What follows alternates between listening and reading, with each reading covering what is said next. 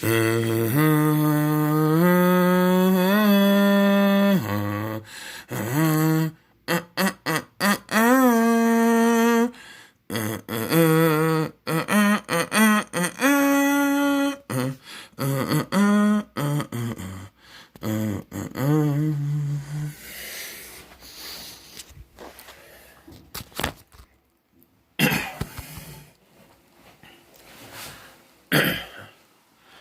we move on to Empire Strikes Back, to which many people have claimed this to be the greatest Star Wars movie ever made. And I am not one of those people. Nope. And I will explain to you why in this here review. So what's the story? The story is sometime after A New Hope or Star Wars, whatever you want to call it. The last movie. What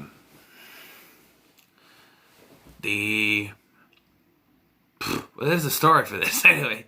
Like, the Empire is after the Republic, and the Republic is trying to fight, or I should say the Resistance, not Republic,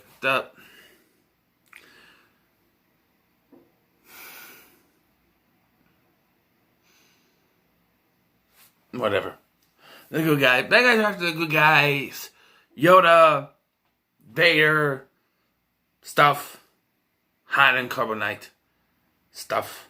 Lando, Cloud City, stuff. There's your review.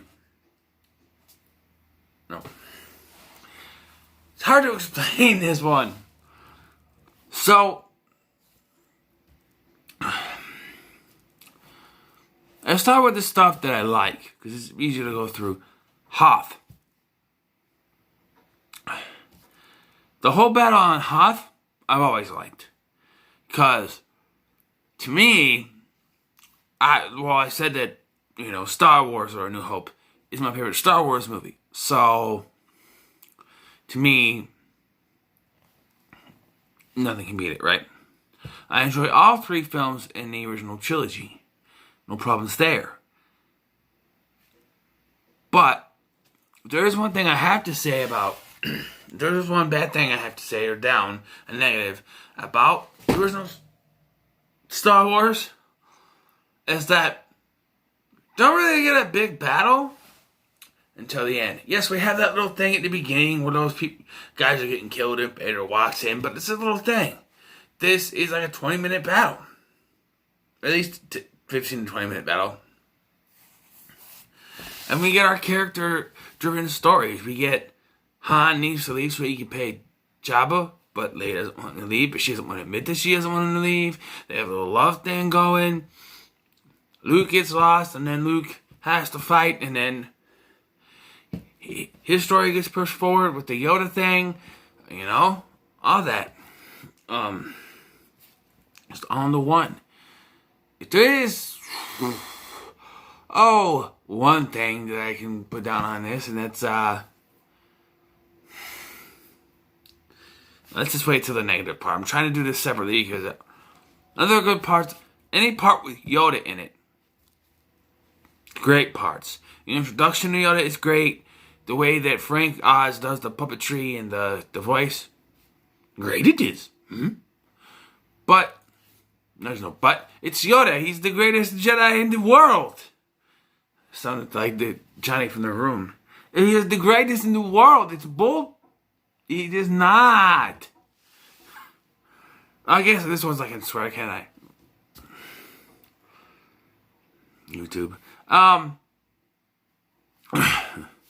was just trying not to swear in my So Weird reviews because I want it to be for kids and stuff. But this one I think I can go ahead and do it. But yeah. Yeah, it's everything with Yoda, great. Lando, one of my favorite characters in the franchise. Glad he's coming back in The Rise of Skywalker. Should have been in sooner. He's introduced in this one. He's sort of a villain, but not. He's like Han, in a way where he's a scoundrel. And he has a checkered past, but he has a good heart. Just like Han. So, yeah, the introduction to Lando where they meet. It looks like Lando's going to do something and then just hug. You know, great. I always love that. Han just, Lando eventually turning. You know, and helping them in the end. Love it.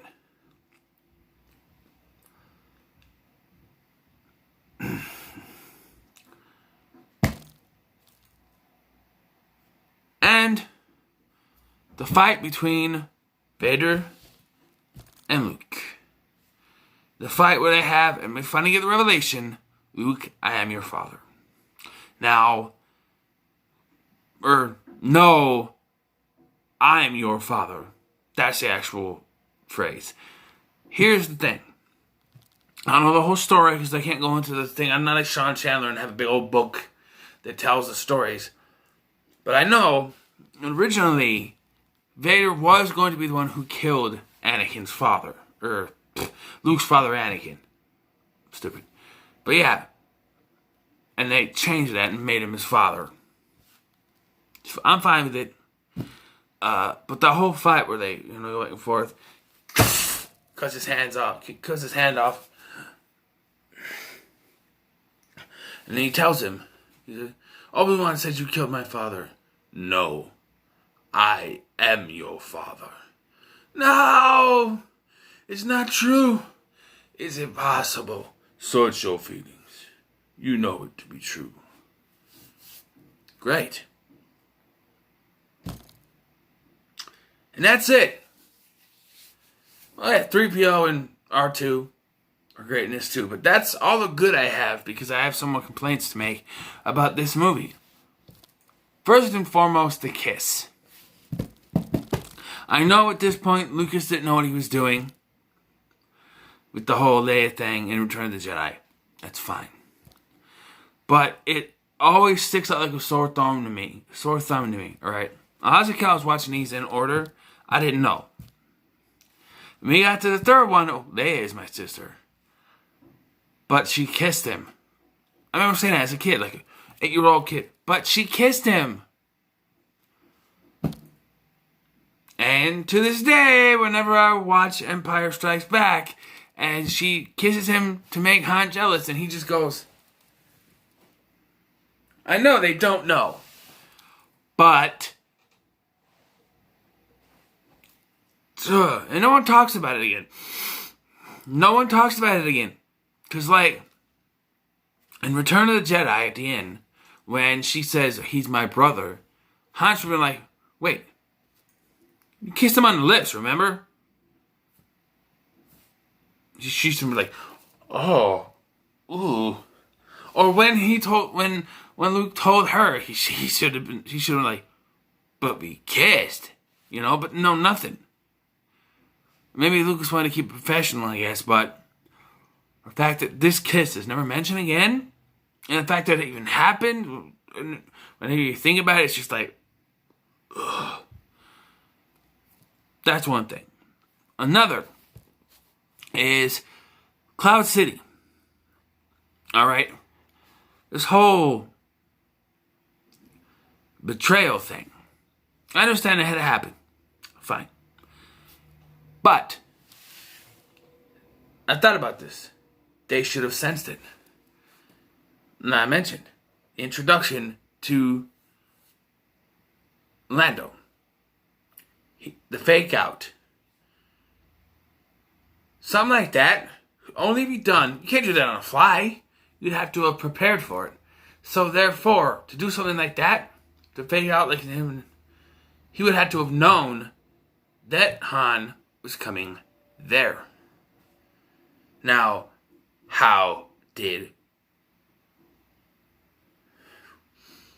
Vader know they were going there?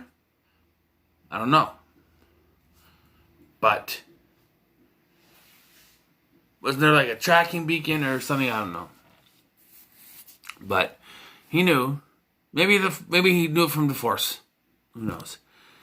But I've always liked the reveal. I should mention that in my positives. That I always like the reveal when you walk in and Vader's just standing there, and I was like, and takes away using the Force. I love that, but they do this double look he's a real scoundrel. Looks like he's gonna hit him, and he's not. He's his friend, and then he's not his friend, and then he's his friend again, and it just goes back and forth. And I don't know, it's supposed to be scoundrels. Guys, mean guys with a good heart, but don't make them fart like that. It's like a ping pong game or something. It's always kind of irked me.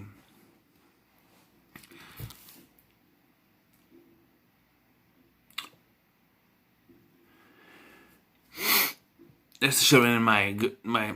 Now, Han. Let's discuss Han. Most of what his character goes through in this, I'm okay with, but carbonite. Why?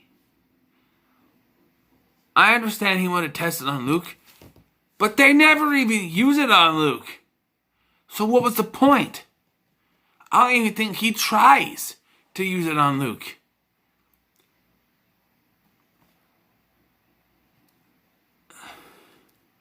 I've always thought that it sucked that Han Solo, one of our heroes, gets frozen, basically, and taken away.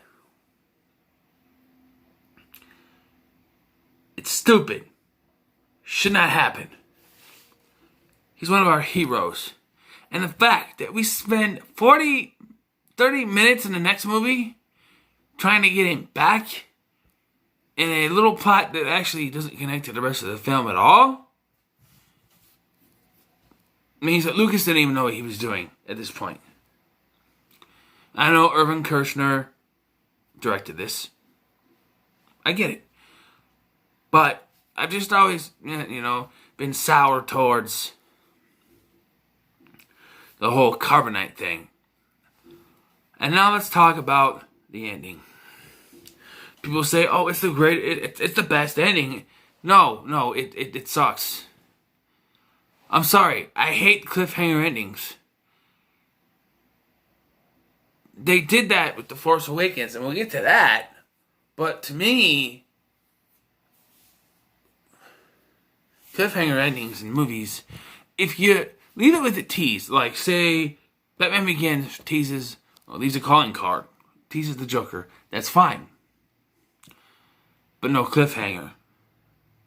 I've always been, it's 2 parts, so it's got to be a cliffhanger in the middle. No, it doesn't. And it's not even a 2-part. I understand 2-part movies, like maybe the Hunger Games movies, or movies that are meant to be 2 parts, like the Infinity War movies, they're originally meant to be 2 parts, and it does connect. If you watch it, if you want to sit for 5 hours and watch a movie. But, or almost 6 hours to watch the whole thing, which,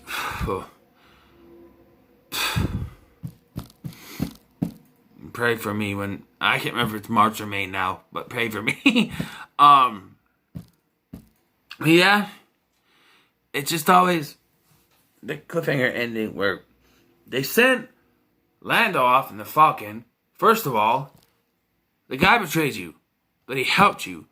But still, and I love Lando to bits. Why would you have complete trust in him? Another part of the ending is where, after denying that, Luke's laying there and Vader talks to him through the Force. And he goes, "Luke, Father." And I was sitting watching this, I'm like, how does he go from, "No, it's not true, it's impossible," to "Father"? I get the Force is in there somewhere, and it pushes him, and it tells him the truth, what he needs to know. But that quickly, he was denying it, and all of a sudden, "Father." And, they take off. The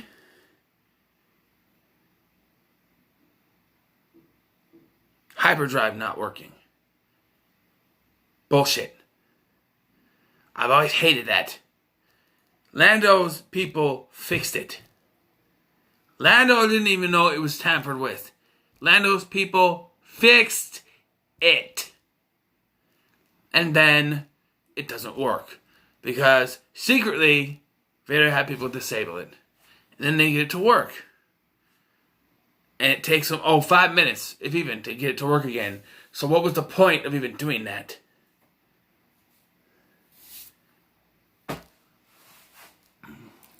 They're going to get captured and set up for the next movie. That's fine. No, not really, because it'd be a cliffhanger and I don't like that. But it would be one thing. But here it was just like,